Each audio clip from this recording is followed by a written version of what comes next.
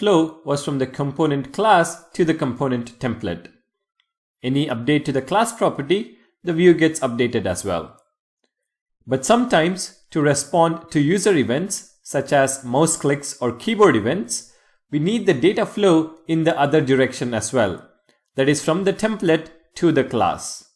So to capture events, we make use of event binding. Let's understand with an example. I'm going to go back to Visual Studio Code, and in the template, let's say we have a button with the text greet. When the user clicks on this button, we want to display Welcome to Code Evolution.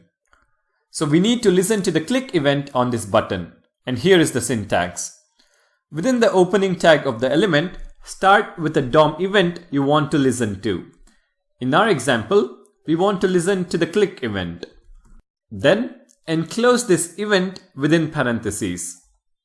To this, assign the corresponding event handler. And this is nothing but a method in the component class. Let's assign an event handler on click and then define it in the class. So over here, I'm going to type on click, and in this method, we are just going to log to the console, Welcome to Code Evolution.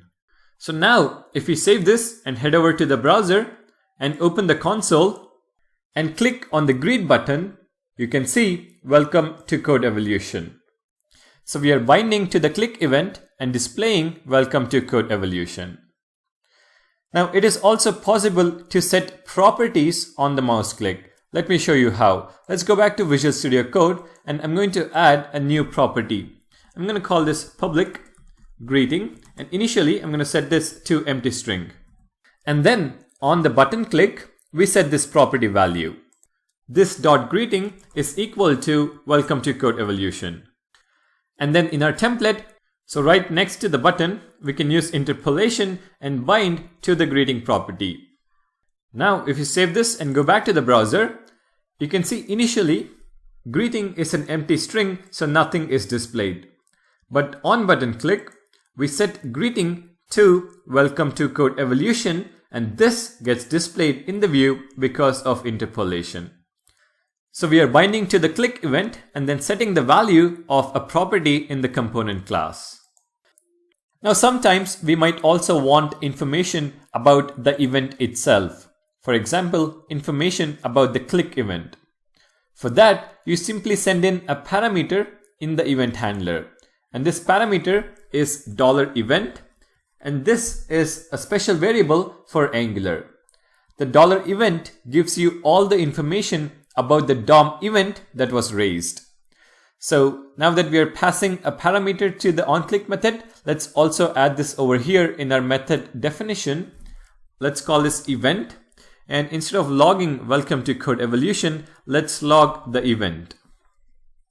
Now let's go back to the browser.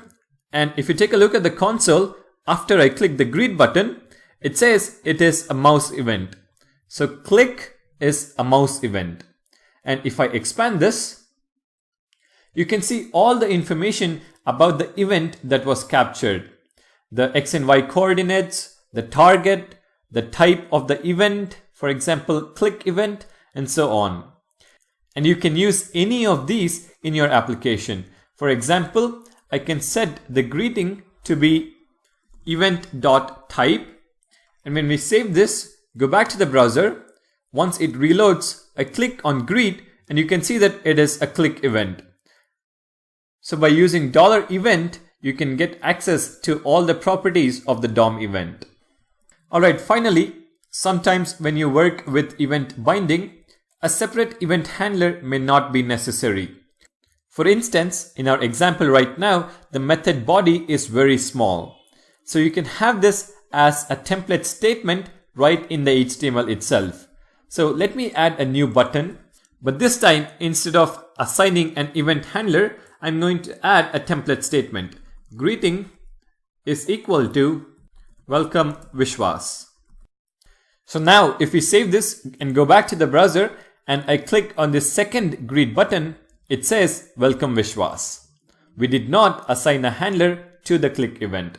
Instead, we have typed the code to be executed right in the HTML element, and it works just fine. Well, that is about event binding.